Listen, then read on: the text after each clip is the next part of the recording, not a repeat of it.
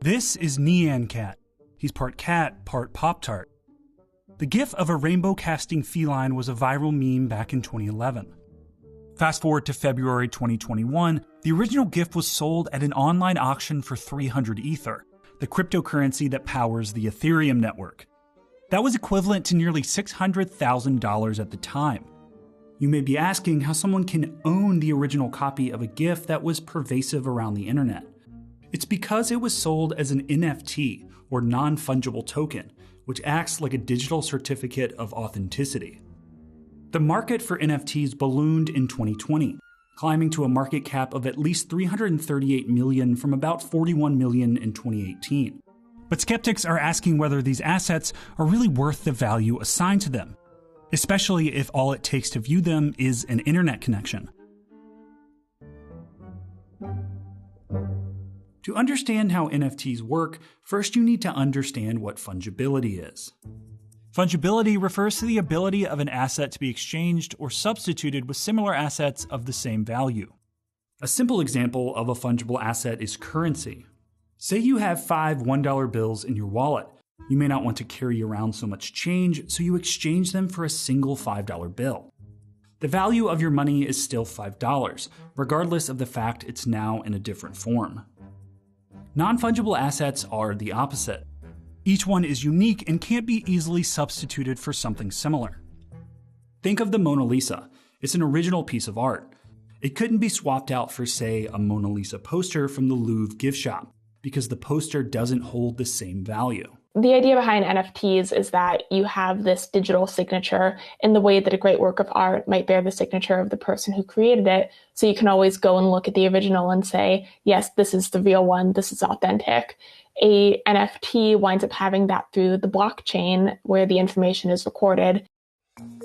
NFTs are cryptocurrencies, but unlike fungible cryptocurrencies like Bitcoin, they are completely unique.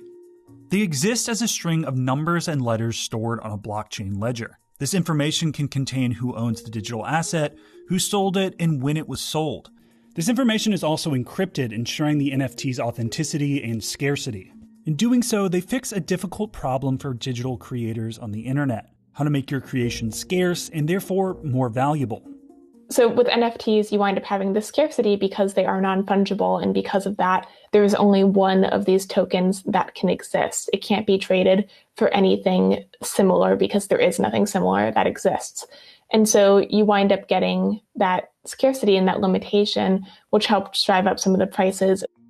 One of the early applications of creating this scarcity was the digital collectible game CryptoKitties, which emerged in 2017. Users were able to buy, trade, and breed digital cat collectibles. Each new cat was an NFT, which certified its originality and ownership. Since then, NFTs have been applied to video games, digital art, and sports memorabilia. One example is NBA Top Shot, which allows users to procure a collection of digital basketball highlights, like a video clip of a posterizing dunk.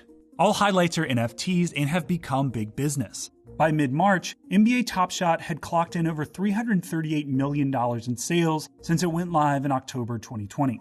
Non-fungible tokens are making their way into the mainstream art world as well. Auction house Christie's opened bidding for its first purely digital art NFT. Bids rocketed into the millions of dollars. People are really excited about NFTs because, unlike with the blockchain underlying Bitcoin, you can do a lot more complex things with it. You can wind up setting terms within it, such as, the original creator, upon each resale of this asset, will get X amount, or you can take it and you can have an NFT that itself mints other NFTs, and it winds up having all of these really untested applications. The surface has only been scratched in terms of its potential. Along with all the hype around NFTs, experts have raised some concerns. One issue is that not all NFTs verify the person selling a digital art piece is actually the original creator. This is difficult, particularly in online marketplaces. One of the concerns is that anyone can essentially go on a lot of these marketplaces and say, I am the person who created this token, and it can be really hard to verify that, especially if you don't know who they actually are, or they're saying someone that they're not. And some are skeptical that ownership alone makes digital assets valuable. When it comes to digital art, A buyer owns the original digital painting, but the person can't keep others from copying the image and sharing or changing it online. You have had a lot of scams in cryptocurrencies just historically. And so the concern is that, people are hyping these up. They're saying like, go buy these NFTs. It's great. But in reality, there's always got to be a buyer for there to be a seller. And people might decide all of a sudden, let me cash in my profits, and someone's going to be stuck holding the bag. Proponents are bullish on the potential for NFTs, but critics are wary that it may be a digital bubble in the making.